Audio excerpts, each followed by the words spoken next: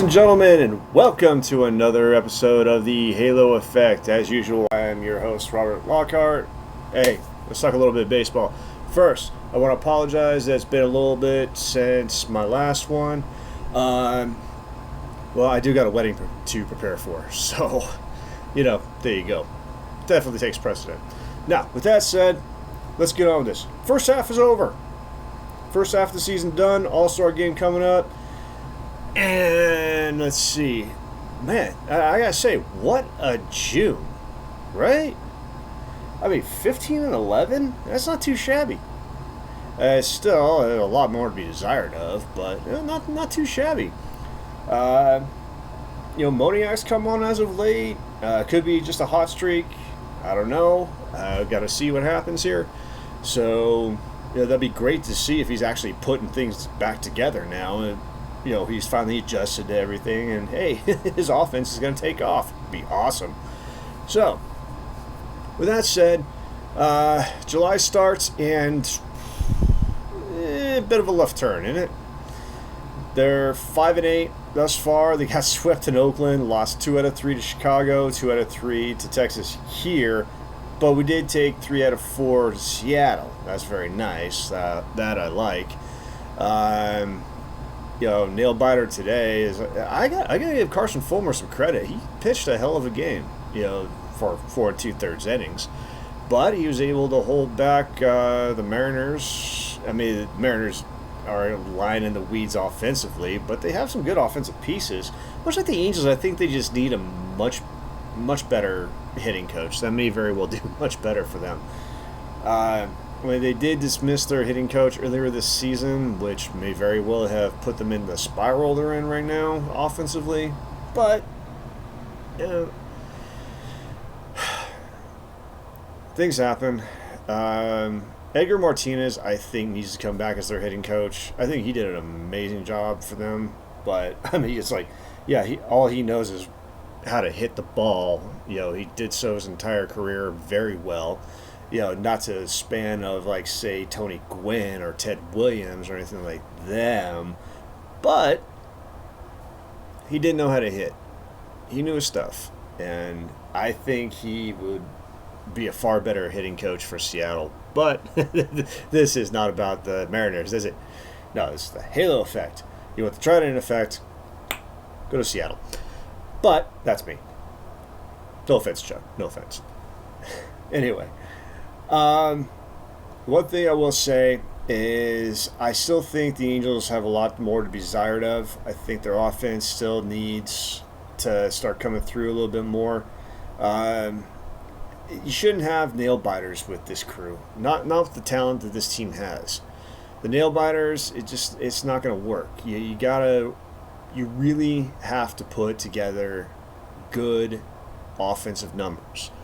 Now I know the Mariners have an amazing pitching staff, so I can really kind of, throw that aside for the last couple of games. But, you got to think about it. We did take 3 out of 4 from a great pitching staff. So, that I'm kind of happy with.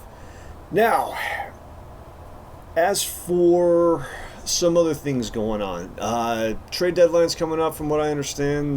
Some of the guys that are kind of up for grabs, Tyler Anderson, Luis Rengifo. I've heard rumors of possibly moving on from Taylor Ward.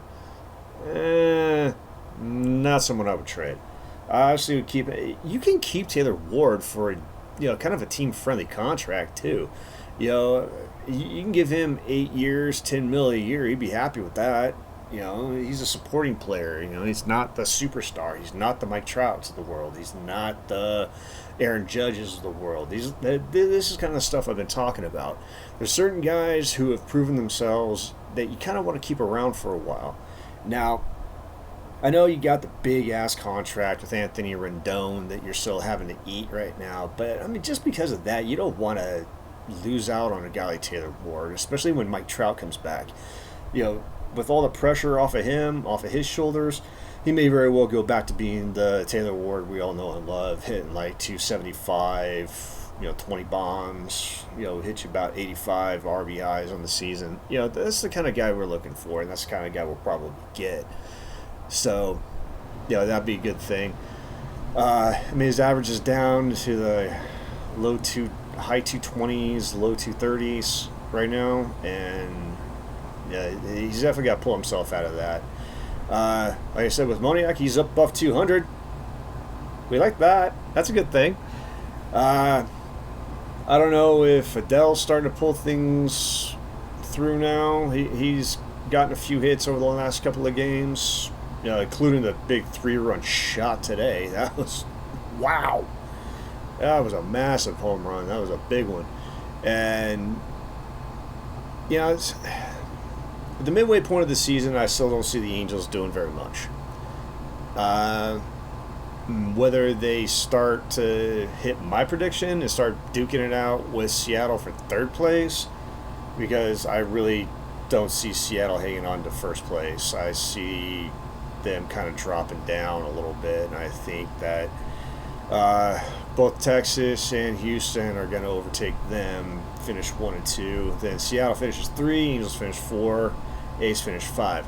Unless the Angels take a massive nosedive, which they might, and Oakland starts really pulling things together with their young crew, which they might, they may end up 4. Angels may fall to the bottom of the AL West. In which case, not happy. But hasn't happened yet. Not saying it will. So from here on out, things could go really either way. Pitching looks pretty good thus far. There are some hiccups. There are some things that I would do differently. By the way, Jack Konowitz, however the hell you pronounce his name. Was I right about him? Lasted 3 innings in his debut. His first inning gave up 4 runs. Couldn't find the dang strike zone. Now, granted, he was better in the second inning. Third inning still got roughed up a little bit, and this is what I was talking about. The dude's control is just not great. He's not somebody that I would really want in this pitching staff. I really would like to use him as a trade chip. He's already kind of shown that he can be valuable. A rough first game in his first ever his major league debut. It's not uncommon. We've seen great pitchers get rocked in the past on their major league debut. It's not uncommon. It happens. I've seen it more times than I'd like to remember. Actually, I've seen it more times than I can remember, really. But regardless, I really wasn't that impressed with the kid.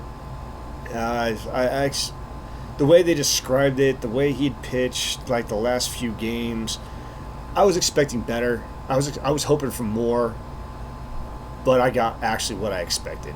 I got exactly what I expected out of him. We all did, really. Well, what I expected, really. I just didn't really see him doing that well. I don't see him doing particularly great throughout the rest of his career. He can be a solid back-end starter, but I don't see him being much more than that. Or multi-inning reliever, perhaps. That's basically kind of where I see him going. And again, it's from those of you who brought you Matt Dice, Joe Adell, Jordan Adams, and Kyron Paris.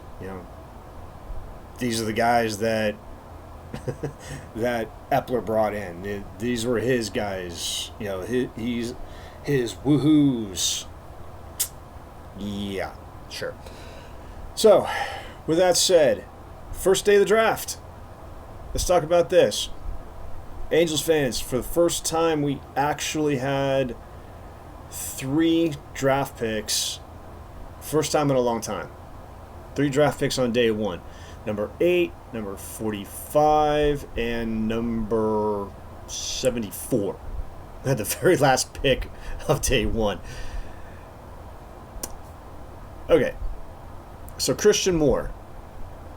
It was a highly touted. The number 3 ranked. 13th ranked. 13th ranked prospect going 8th overall. Well, congratulations, guys. You done got your bargain. But in this particular case, any of the ones that I could have actually gotten like super excited about were already gone. Jack Caglianone went to the Royals. Nick Kurtz went number 4 overall to Oakland, and J.J. Weatherholt went 1 pick prior to St. Louis. So, the guys that I would have been like super excited, like, wow, great, awesome, I can't wait for these guys to show up, are already gone. Personally, I would have gone with Bryce Rayner, the big body shortstop, tall guy, 6'3", hits for good power from the left side of the plate. Move him over to third base, most likely. I mean, he could stay over at short. He's talented enough to do that. But, you could put him over at third base, move him over there, and, he profiles great as a third baseman. I would have gone with him. I mean, his numbers are very similar to Christian Moore's, except Rayner's, I believe, is a faster runner. Aside from that, the offensive numbers are very much the same. Christian Moore is basically an average defender, so, can't expect too much defensively. You can expect him to be solid. I don't think he's going to be a terrible defender, not error after error after error, sailing the ball into the stands. But, he'll be solid over there at second base. Chris Cortez with number 45.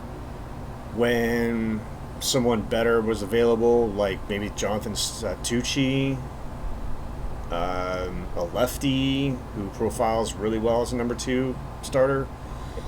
Granted, I know we got a bunch of number 2s, 3s, 4s, and 5s, and we need number 1s, but there really weren't any true number 1s aside from Hagen Smith and Chase Burns. So this is really more the offensive category for this draft, and if the Angels were going to go full offense, this is the way to go. Chris Cortez and Ryan Johnson. These were the number 45 and number 74 pick. Cortez, big dude, heavy sinker with a nasty slider, good sinker-slider combination. Lousy changeup, no control. His control is lousy. It's very subpar. They look at him as like maybe multi-inning reliever tops. And this is the guy you use for your second round pick, the first second round pick you've had in a while. This is the guy you pick. We got plenty of these guys in our farm system. Why do we need more? Maybe pick out somebody who's got more of a rotation feel to him, because I guarantee this guy doesn't. Ryan Smith could go either way. Tall, lanky, funky delivery. Average, slightly better than average fastball. I think he probably averages 95, 96 on his fastball, but nasty slider and cutter. Woo-hoo-hoo. This dude's slider and cutter is like I was like, where the hell did that ball go? Seriously, that's his slider. His changeup, not too great. A lot of people seem to think that he's more of a reliever type. It's a possibility he can make a mid-rotation starter. But, I mean, again, these were our second round in comp rounds. Bear in mind, Ryan Johnson was basically the compensation that we got for losing Shohei Ohtani. Wow, I mean, you talk about pressure. This guy better live up to something, because we lost Shohei Ohtani, and he was the compensation that we got. Wow. Well, I hope he comes through. I really hope he does, because, like I said, that's some big shoes to fill right there. So, with that said, day 2 is tomorrow. Day 3, Tuesday. I'll be back probably later this week with the rest of the results from all 20 rounds. We're going into All-Star Week. Second half. What can we expect from the second half from the Angels? If things keep going the way they're going, we can expect them to basically do as I predicted at the beginning of this season and duke it out with Seattle for third. If it goes the way that the first couple of months went, I don't see a whole lot going on. But from what I can tell right now, Moniak's starting to swing the bat really well. Adele might be swinging the bat better now. Ohapi's batting well. Neto's getting his average up. Ward's kind of lying in the weeds. That'll all pass when Trout comes back by the end of the month.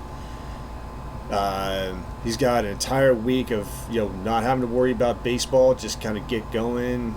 Get a swing back, get running, get that knee feeling good. He's got that week to get it done. So by the end of the month, that's when they say he'll probably be back by the end of this month. So, but when he gets back, Ward can relax and just be Taylor Ward and be the best he can.